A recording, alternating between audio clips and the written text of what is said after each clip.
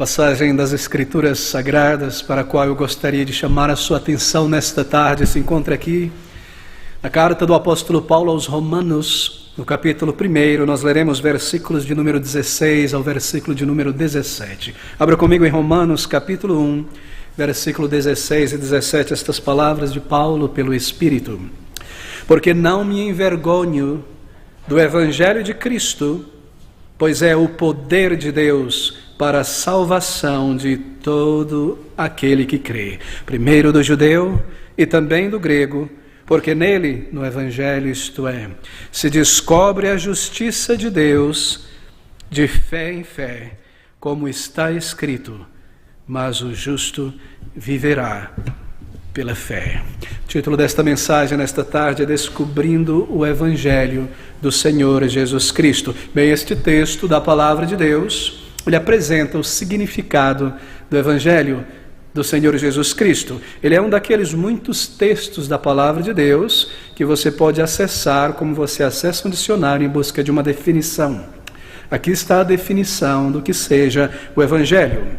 Bem, o que é necessário, isto é, para uma pessoa ser reconciliada com Deus, ter o perdão de seus pecados e a certeza de vida eterna. E o Evangelho é esta mensagem que responde esta pergunta. Como pode alguém, um homem pecador, uma mulher pecadora, ser reconciliado, reconciliada com o seu Criador? É o Evangelho quem responde esta questão.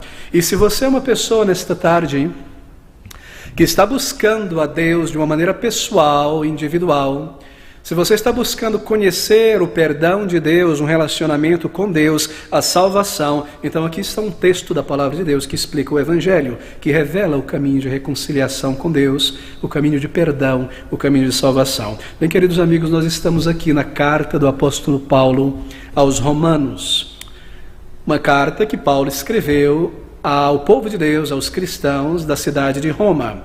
Por isso, Romanos, bem, Paulo, escrita por aquele grande apóstolo, o Senhor Jesus Cristo. Provavelmente esta carta foi escrita por volta do ano 55, 57 do primeiro século, poucos anos antes do martírio do apóstolo Paulo, ali mesmo naquela cidade de Roma. Bem, mas quem foi Paulo?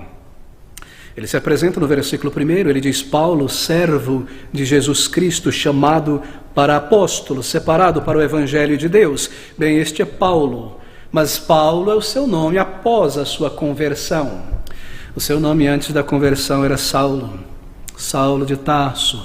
Este era o homem antes da conversão, antes de conhecer o Senhor Jesus Cristo, um judeu, um membro da seita dos fariseus, um homem, na verdade, um jovem Paulo quando foi convertido, mas um indivíduo altamente versado na religião judaica, um indivíduo que cumpria todos aqueles requerimentos minuciosos daquelas leis, isto é, daquele apêndice de lei que os fariseus e os saduceus adicionaram aos 10 mandamentos e à lei moral de Deus. Era um homem dedicado à sua religião, tão dedicado, tão zeloso em sua religião, que quando ele encarou aquela seita dos nazarenos, isto é, os seguidores de Jesus Cristo, ele colocou a sua vida para perseguir aqueles homens e se dedicou a perseguir aqueles crentes. Bem, uma pessoa de alto escalão intelectual, o apóstolo Paulo. Quando você lê os textos, as cartas do apóstolo Paulo, você fica admirado. Um homem de uma capacidade invulgar. Um homem que conhecia várias línguas, o latim, o grego, o aramaico, o hebraico. Um homem que conhecia os poetas gregos, os filósofos gregos, romanos também. Um indivíduo formado em uma academia greco-romana em Tarsus. Um exímio orador, conhecedor de tantas coisas, mas que apesar de tudo isso, era um homem cego para o conhecimento básico de Deus, e um perseguidor do cristianismo, apegado a um sistema religioso morto, um sistema religioso baseado em obras, exercícios religiosos para agradar a Deus. Um homem que se dedicou com intensidade a esses exercícios religiosos, mas um dia um homem que teve um encontro pessoal com o Salvador. Um encontro que abriu seus olhos, que o fez ver a sua ignorância de Deus e o levou ao abatimento espiritual, ao arrependimento de seus pecados, ao perdão e à salvação. E você sabe então que depois da sua conversão, como este homem, ele foi comissionado pelo próprio Senhor Jesus Cristo para tomar esta mensagem do Evangelho e levá-la por toda a Europa e por tantos lugares. Um homem chamado por Deus e ajudado pelo Espírito, então, plantou tantas igrejas, guiado pelo Espírito Santo de Deus, pregando o Evangelho, sofrendo em seu corpo, em sua mente, a perseguição por este glorioso Evangelho, levando a palavra por tantos rincões. E então, vários anos após a sua conversão, Paulo escreve esta carta às igrejas que estavam na cidade de Roma. Bem, não fora Paulo quem fundara aquela igreja, foram outros.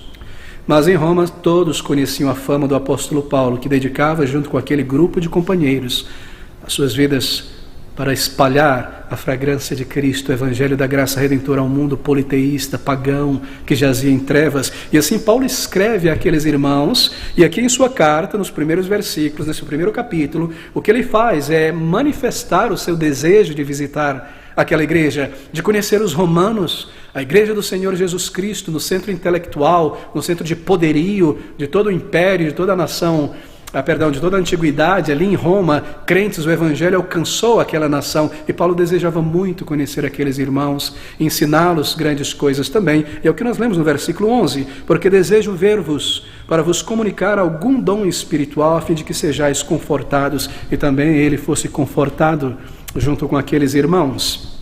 E assim, depois dessas saudações, nós estamos seguindo aqui a introdução do texto, Paulo, depois de demonstrar o seu afeto por aqueles irmãos, ele começa a falar sobre algo de grande, de gigantesca, monumental importância para a sua vida e a sua mensagem.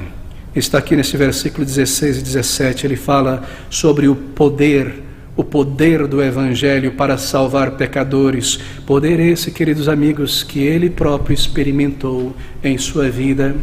Poder que o salvou da condenação, do inferno, de uma vida vazia, de uma vida aprisionada a uma religião de obras que não pode trazer salvação. O poder de Deus que um dia, no caminho para Damasco, buscando crentes, cristãos, para trazê-los arrastados para Jerusalém diante do Sinédrio, um poder que o encontrou naquele caminho e o derrubou literalmente do cavalo do seu orgulho, no pó do arrependimento, aos pés do Senhor, do próprio Senhor ressurreto, o Salvador, o Senhor Jesus Cristo. O poder de Deus que o libertou da ignorância religiosa. E se há uma ignorância terrível, é a ignorância religiosa, a ignorância sobre Deus, a ignorância sobre o caminho de salvação, não conhecer o Criador, não conhecer o seu perdão, estar preso a uma religião de obras. Ali ele foi liberto, e ele fala então nestes versículos sobre o poder de Deus, o poder do Evangelho. E diferente de outras pessoas da sua época,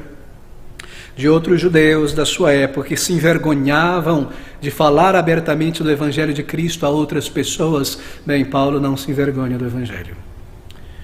Porque não me envergonho do Evangelho de Cristo, pois é o poder de Deus para a salvação de todo aquele que crer. Poder do Evangelho.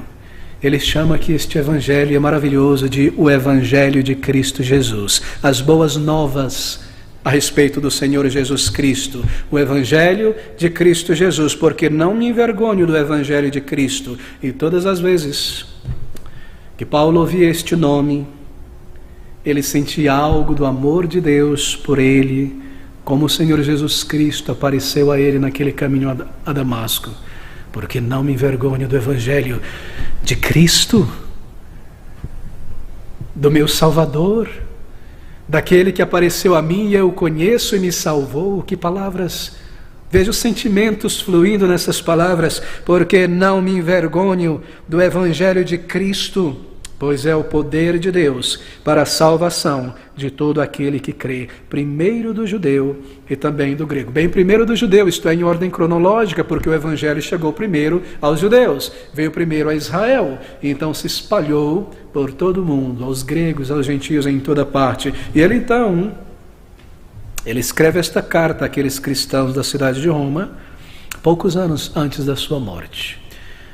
Ele haveria de morrer, ser martirizado por Nero ali naquela cidade de Roma. Ele foi recebido por aqueles cristãos. Você sabe como ele foi aprisionado, levado de Jerusalém debaixo daquela acusação dos judeus, mas por ser um cidadão romano tinha o direito de ser julgado. Assim ele apela a César, a corte suprema, ao supremo tribunal da época, assim por dizer. Ele é levado para Roma e ali ele é condenado, mas antes desse período ele aluga uma casa, um cárcere privado, e ali ele recebe pessoas para pregar o Evangelho da graça redentora. Mesmo antes da sua morte, morte, sabendo, sentindo que se aproximava, ele não se envergonhava do Evangelho de Cristo Jesus, o Salvador, e o pregou até o final. E ele fala sobre estas coisas, e ele escreve a respeito disso. E então ele chega neste ponto do versículo 16, e é o que nos interessa nesta tarde, onde ele passa, antes de várias doutrinas, a explicar algo fundamental em toda a palavra de Deus, o que é o Evangelho.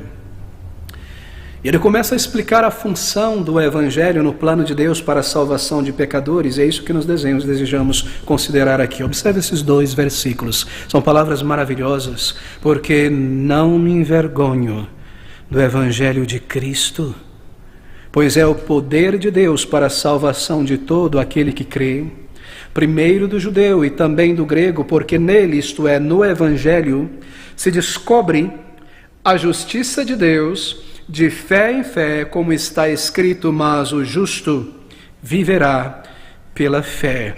Nele, no Evangelho, versículo de número 17, se descobre a justiça de Deus. Ele diz, e eu peço que você observe o raciocínio, é maravilhoso, queridos, porque é tão simples. Sabe qual é a nossa dificuldade?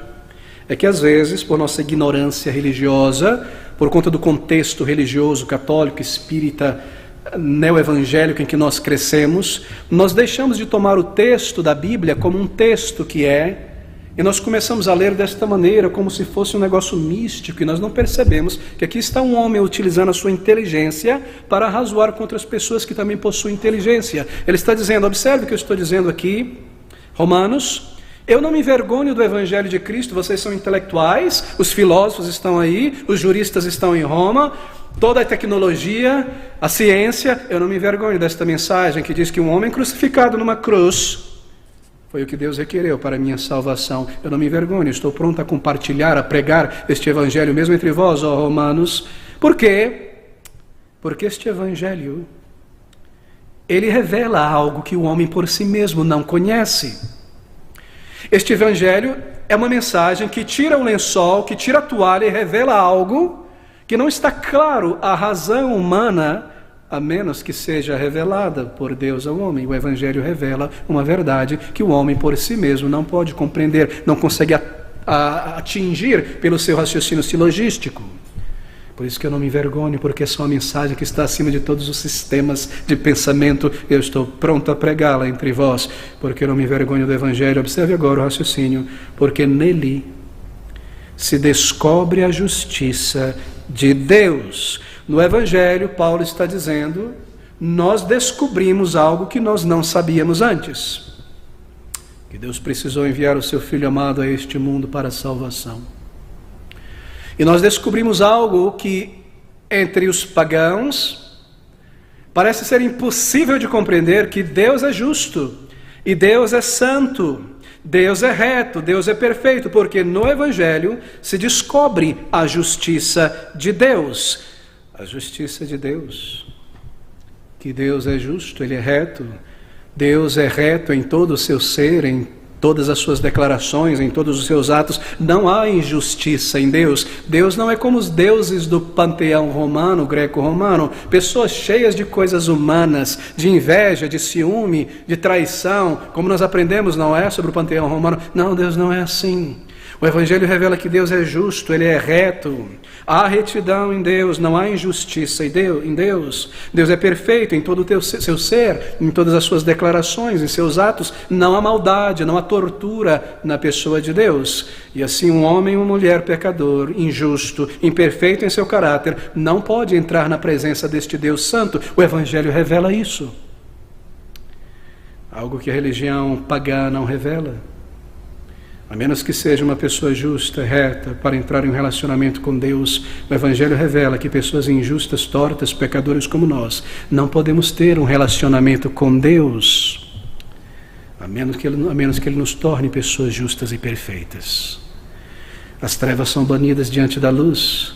Esse é o raciocínio do apóstolo Paulo. Então o Evangelho, e nós estamos lidando com o que é o Evangelho, descobrindo o Evangelho. O Evangelho é uma mensagem que revela primeiramente ao ser humano, observe, que Deus é justo. Não há imperfeição em Deus, nenhum mal. Ele nada fez de modo imperfeito. Deus não é o autor do mal ou do pecado. Ele não tem qualquer relacionamento com o pecado senão um relacionamento de juiz. Deus deve ser justo, querido amigo, porque Deus é santo. E a justiça de Deus é uma manifestação da sua santidade. Oh, se somente nós pudéssemos compreender sobre a santidade de Deus, nós não precisaríamos de livros de teologia sistemática e de pessoas vindo arrastar para a igreja. Se simplesmente nós pudéssemos observar e compreender que esse Deus que trouxe todas as coisas à existência, Ele é um Deus santo, um Deus perfeito, nós, por nós mesmos, nos aproximaríamos como que tateando pelo escuro, buscando conhecer este Deus, abrindo a sua palavra, ouvindo a sua voz, porque nós reconheceríamos que nós somos pecadores diante de um Deus santo. Mas o fato é que nós fugimos dessa realidade, e então vem o Evangelho e revela essa verdade. Pense sobre a santidade de Deus. A Bíblia declara que Deus é santo, santo, santo, santo. E nós empurramos de lado esta verdade, não é? Nós empurramos continuamente de lado esta verdade, porque ela nos constrange. Às vezes, mesmo como crentes, no lugar de declarar como a Bíblia declara, santo, santo, santo, nós preferimos resumir e dizer, Deus é 3 vezes santo. Simplesmente para não declarar forçosamente que Ele é santo, santo, santo. Parece que algo em nós, querido, isso é o pecado, que nos afasta da santidade de Deus e nos leva a construir a ideia de um Deus que recebe e aceita todo tipo de coisa, contanto que nós não cometamos crime, tudo está bem para Ele. Deus é santo. Pense sobre a santidade de Deus. Na Bíblia, há mais menção sobre a santidade de Deus do que qualquer outra de suas características ou atributos. Se você pensar sobre a santidade de Deus, não pense sobre um atributo apenas. Pense sobre a santidade de Deus como uma espécie de áurea que cobre todos os atributos de Deus, como uma luz que emana de todos os atributos de Deus. Essa é a santidade de Deus. De maneira que a justiça de Deus é santa, o amor de Deus é santo, a sabedoria de Deus é santa, Ele é santo em todos os seus atributos. E a santidade de Deus, esta glória que emana da sua pessoa, das suas declarações, de todos os seus atributos. A santidade de Deus se manifesta em sua lei, por exemplo, e essa lei proíbe o pecado em todas as suas variantes. E assim, sendo Deus santo e justo, Deus odeia o pecado.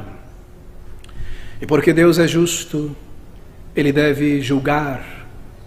Não é terrível dizermos o tempo todo, Deus é justo, em relação à nossa vida longe de Deus. Eu não roubei, eu não matei, Deus é justo, Ele não vai me lançar no inferno, mas porque Deus é justo, Ele deve julgar, Ele deve estabelecer um tribunal, Ele deve sondar o coração, Ele deve trazer à luz da realidade tudo o que nós somos, segundo as suas declarações. Deus é justo, Ele deve julgar. Uma pessoa que não foi salva, uma pessoa que não buscou a Deus em arrependimento, uma pessoa que é meramente um religioso, uma religiosa, não crê realmente na santidade de Deus, não é? Quando nós vemos líderes religiosos, pessoas se dizendo cristãs, na televisão, na internet, declarando certas coisas, tomando a palavra de Deus como uma literatura, como qualquer outra que pode ser revisada, reescrita, essas pessoas não conhecem a santidade de Deus, a glória de Deus. Uma pessoa que diz crer em Deus, mas que vive uma vida de rebelião contra Deus, uma vida guiada pelos seus próprios interesses pecaminosos, na verdade não crê na santidade de Deus, não conhece um Deus santo, um Deus glorioso. E no estado em que uma pessoa assim se encontra, ela consegue viver indo à igreja e ao mesmo tempo permanecer em seus pecados, porque não conhece a santidade de Deus, não conhece a justiça de Deus. Queridos amigos, esse foi o meu caso antes da conversão, na igreja, sempre na igreja, sentado ouvindo a palavra de Deus, e ao mesmo tempo vivendo os meus pecados, porque eu não conhecia a santidade de Deus. Eu não havia conhecido, encarado esta verdade na palavra de Deus, até que um dia, encarando esta verdade, como Paulo, eu fui derrubado do cavalo do meu orgulho, assim por dizer, no pó do arrependimento, pelo conhecimento da santidade de Deus, que é revelada no Evangelho. O Deus que muitos dos cristãos professos em nosso país dizem adorar é mais parecido com um avô indulgente, que tolera e fecha os olhos para os pecados dos pequeninos, que não se importa com a quebra de suas leis, conquanto que as pessoas não cometam crime, tudo pode. Esse é o Deus que é adorado por muitos evangélicos no Brasil, por muitos católicos espíritas no Brasil, e assim se comportam muitas pessoas. Eu me comportava assim. Por quê? Porque não conhecem a santidade de Deus. E por que não conhecem a santidade de Deus? Porque não compreendem o Evangelho, porque o Evangelho é o poder de Deus para a salvação, porque nele se descobre a justiça, a santidade de Deus. Se nós estivéssemos passando por um reavivamento evangélico no Brasil, as coisas seriam tão diferentes, não é? Quando o Evangelho é descoberto, queridos amigos, a mudança é tão grande. Oh, meus queridos amigos, deixe-me ser pessoal aqui. Será esse o teu caso nesta tarde? Será este o teu caso? Aquilo que as pessoas muitas vezes classificam como falhas de caráter, má conduta, desvio moral, Deus classifica em sua palavra como pecado. Hoje em dia, não é? A ideia que nós temos e que é promovida como pecado parece se limitar praticamente àquilo que o mundo chama de crime.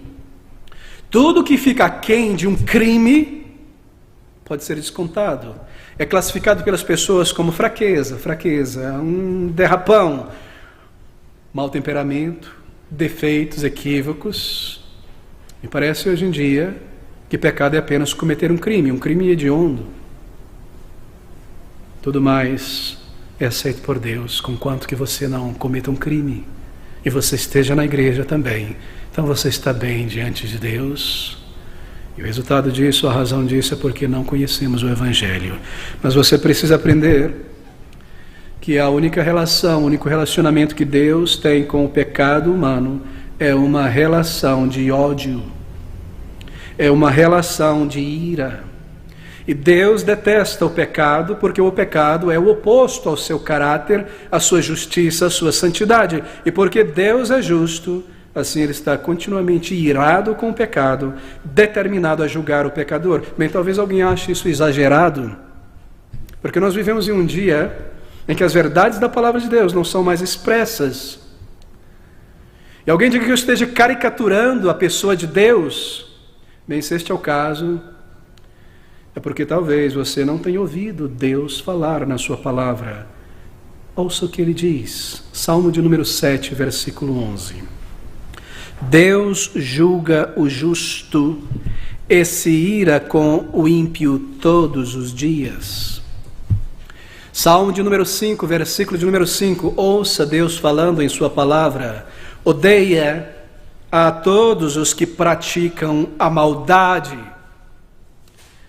É por isso que uma pessoa que ainda não se arrependeu diante de Deus, que não é convertida, não conhece a santidade de Deus, mas terá que conhecer a justiça de Deus em um dia de julgamento. E essa é a má notícia, queridos amigos. É a má notícia do Evangelho, perdão. Ó, queridos amigos, por que nós precisamos ser salvos? Salvos de quê? Salvo do quê? Nós precisamos ser salvos da ira de Deus, é o que a palavra diz. Veja o versículo de número 18. Porque do céu se manifesta a ira de Deus sobre toda a impiedade e injustiça dos homens, que detêm a verdade em injustiça. Deus não está falando aqui de políticos, talvez tenha soado em tua mente. Observe novamente. Do céu se manifesta a ira de Deus sobre toda a impiedade e injustiça dos homens, que detêm a verdade em injustiça. Ele não tem em vista aqui políticos corruptos apenas, somos nós que detemos a verdade em justiça. Sabe qual é a ideia aqui? Nós conhecemos a verdade e nós suprimimos, nós retemos, nós abafamos dentro da consciência, nós escondemos. E a ira de Deus se manifesta sobre nós, porque nós sabemos quando nós estamos pecando, e há dentro de nós, como que da parte de Deus, um inspetor divino, um procurador de justiça chamado consciência. E todas as vezes que nós passamos por cima da lei de Deus, Este inspetor, ele toma nota e soa o alarme. Nós sabemos que nós estamos pecando contra Deus. Há um senso de culpa que é gerado com o pecado. E o que nós fazemos? Nós suprimimos, nós retemos, como diz o apóstolo Paulo, a verdade em injustiça. Detemos, suprimimos, colocamos de lado para seguir em frente. E assim a ira de Deus, um Deus que é santo, um Deus que é justo e deve julgar, ela se revela do céu e se manifesta a ira de Deus sobre a impiedade. É por isso que a Bíblia diz que está determinado ao homem morrer uma só vez e depois disso o juízo. O Evangelho ensina que o homem precisa ser resgatado da culpa do pecado, e a culpa do pecado é o resultado das nossas ofensas contra Deus. A palavra de Deus diz que nós precisamos ser resgatados da poluição do pecado, a poluição que corrompe as nossas ações e escolhas. Todas as vezes que um pecado é cometido, ele gera algo, a poluição da natureza humana. A Bíblia diz que nós devemos ser resgatados, precisamos ser resgatados da escravidão do pecado. É por isso que nós não conseguimos vencer o pecado. Somos escravos do pecado. O Evangelho diz que nós precisamos ser libertos da condenação do pecado, que é ser alienados de Deus por toda a eternidade, da ira de Deus, da punição de Deus, do julgamento de Deus. Se no estado em que nós nos encontramos como pecadores, nós buscamos um acesso a Deus, ao céu, um lugar no céu, então nós encontramos ali uma placa que diz: é requerido justiça para entrar aqui. E se nós olhamos para nós mesmos, nós não encontramos esta justiça. O Evangelho, primeiramente, é uma mensagem que revela isso, que Deus requer justiça, retidão moral. E a má notícia é que todos nós somos pecadores diante de Deus, não pessoas retas, não pessoas justas. Nós não temos esta justiça que o céu exige.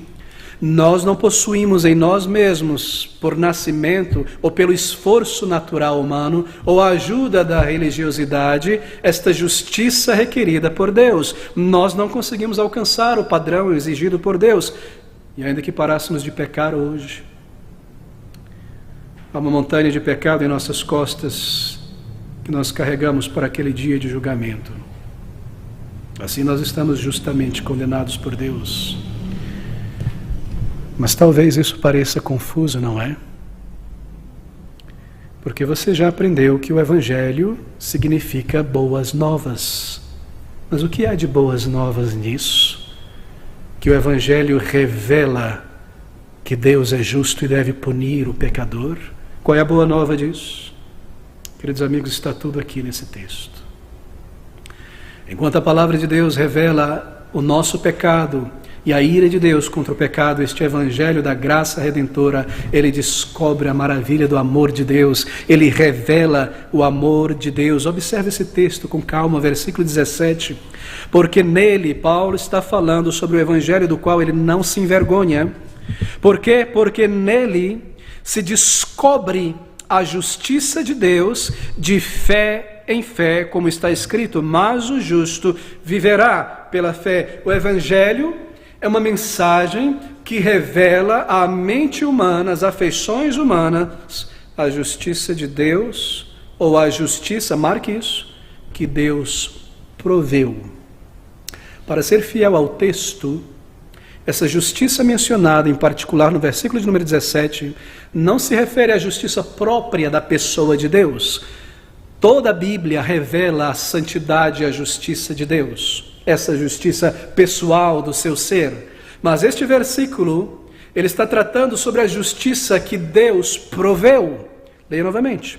Porque nele, no Evangelho, se descobre a justiça de Deus de fé em fé, ou a justiça que Deus proveu para a salvação de um pecador, que é recebida pelo pecador pela fé.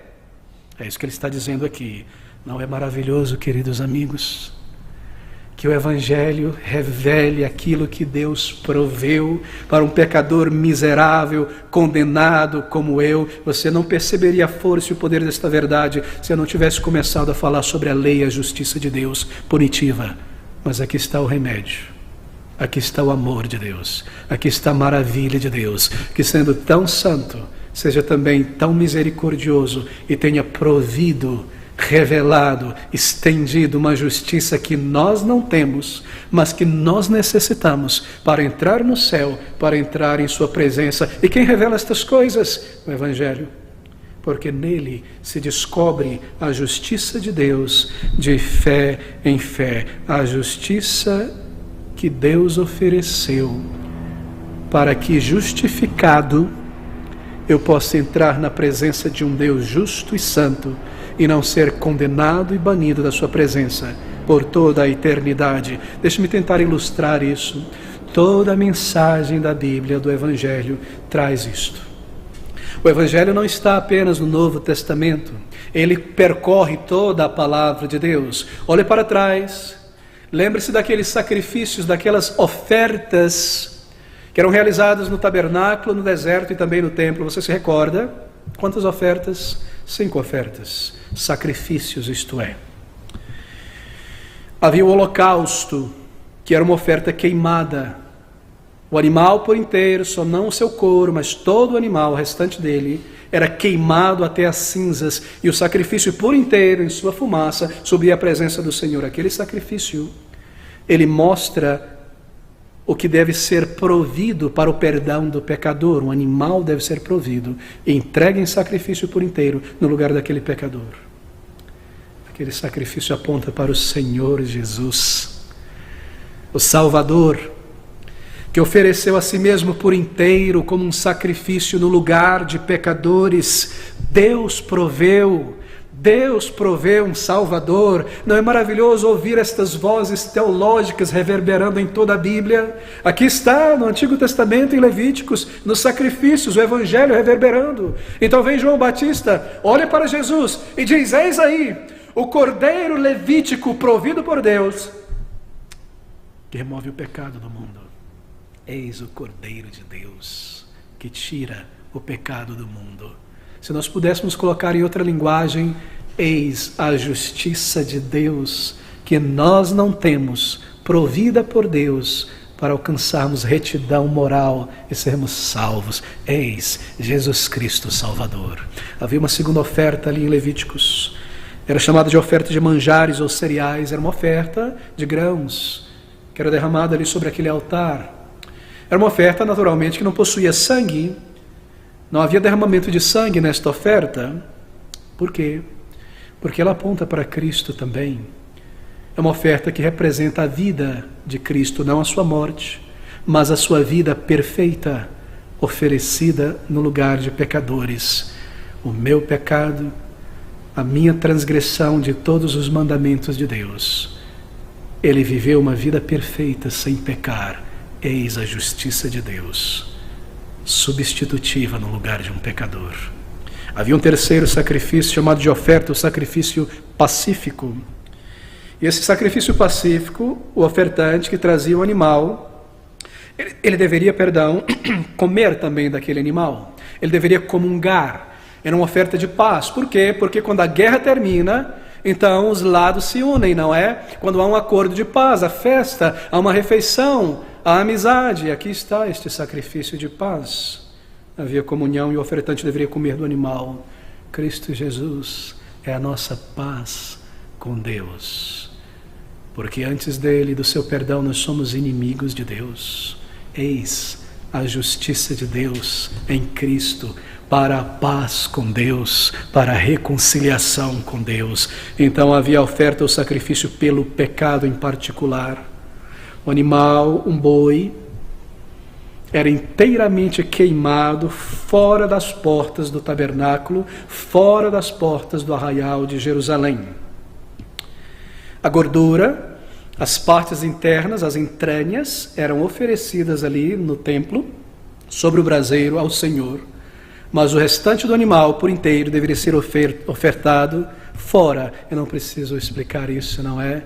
Cristo Jesus, fora das portas de Jerusalém, no Monte Calvário. Este sacrifício aponta para o Salvador, oferecendo a Deus as suas entranhas, o seu amor, a sua submissão, todo o seu ser sob o altar e o seu corpo fora do arraial. um sacrifício por nossos pecados. E havia então aquele último sacrifício ou oferta, sacrifício pelos pecados de ignorância, pecados de transgressões. Oh, meus queridos amigos, quão pecadores nós somos, pecados por ação e pecados por omissão. Cristo Jesus levou sobre si toda a nossa pecaminosidade, de maneira que por meio dele fôssemos perdoados e pudéssemos então, depois da conversão, ainda que se pecássemos, vir a ele e confessar os nossos pecados, porque o sangue precioso de Cristo Jesus é eficaz para a salvação completa. Ele ofereceu a Deus toda a santidade, toda a justiça que Deus exige por nós. Eis o Cordeiro de Deus, diz João, eis o Evangelho, porque eu me envergonharia desse Evangelho, diz Paulo. Nele se descobre a justiça que Deus proveu, a justiça que Deus ofereceu, e é uma justiça que é recebida ao longo da história, de fé em fé, por cada pessoa, pela fé recebida, não por obras, não por liturgias, não por sacrifícios pessoais, como se o meu sacrifício, qualquer que seja, pudesse adicionar alguma coisa ao sacrifício de Cristo, que é completo. Uma obra completa, uma obra inteira, o sacrifício do Senhor Jesus Cristo. Não é maravilhoso pensar sobre isso? Aqui está resolvido o maior problema do universo.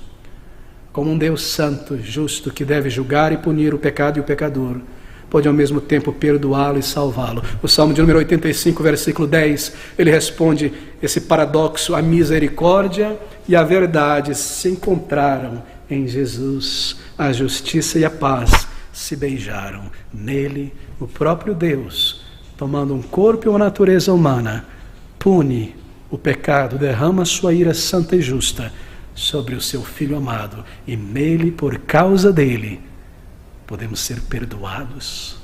Não é tremendo? Quem jamais poderia pensar nisso?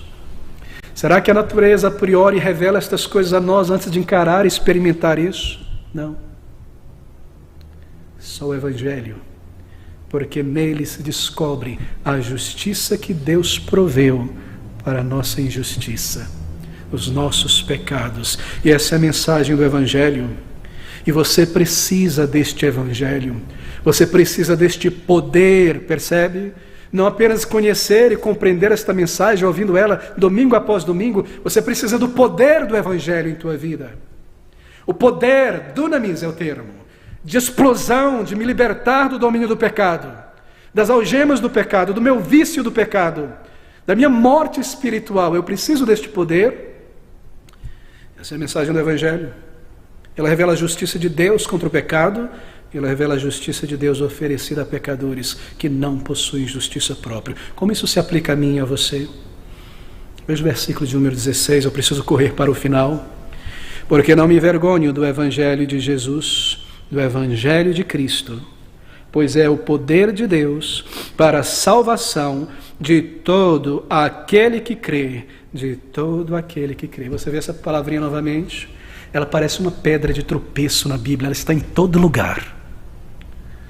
Lhe é apresentado uma mensagem que nós não conhecemos de antemão, mas que é maravilhosa, chamada Evangelho, e de repente vem essa pedra de tropeço. Crer, crer, amigo, crer.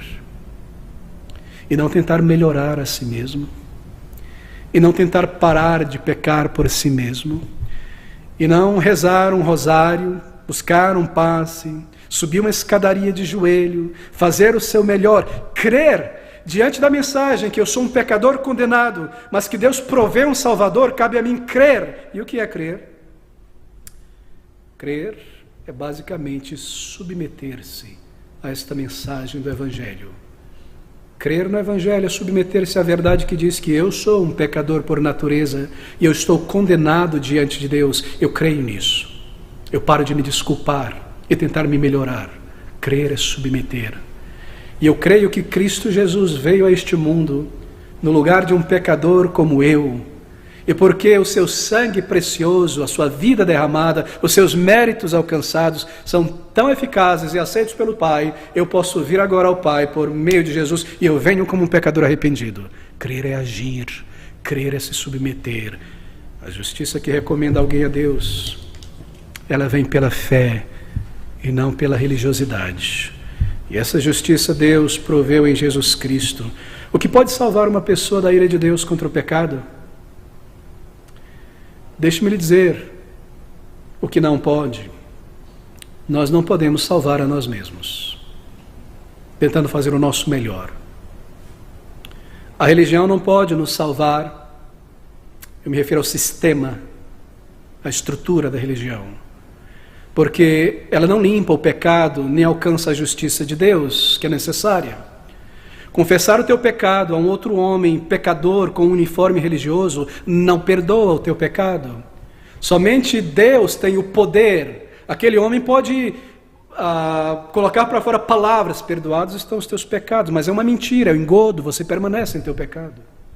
Somente o Evangelho tem este poder, e receber este perdão é por meio da fé, de fé em fé, crendo: eu venho como eu estou, eu encaro que eu sou um pecador, eu encaro que Deus é justo em me condenar e me lançar no inferno, e eu encaro esta verdade que Ele provê um Salvador, e crendo nisso e nisso somente pela fé, eu sou salvo. É por isso que nós somos salvos pela fé somente. Mas esta fé não é uma fé isolada, é uma fé que se apega a Cristo, porque Ele é a justiça de Deus, não os sacramentos, não as minhas boas obras, não o meu melhor esforço, porque não me envergonho do Evangelho de Cristo, pois é o poder de Deus para a salvação de todo aquele que crê. Deixe-me tentar concluir. Houve um homem, há mais de 5 séculos atrás, na Alemanha. Não era Alemanha, era um condado. Aquele homem um dia, jovem, estudante de direito, sentia-se angustiado pelo estado da sua vida diante do seu Criador. Todavia, criado numa família abastada, seu pai desejava que fosse um advogado, ele desejava também, ele queria seguir esta carreira, estava estudando para isso. Um dia, voltando para casa, em seu cavalo, uma tempestade terrível no seu caminho alcança, terrível, como essas que nós vemos aqui em São Paulo.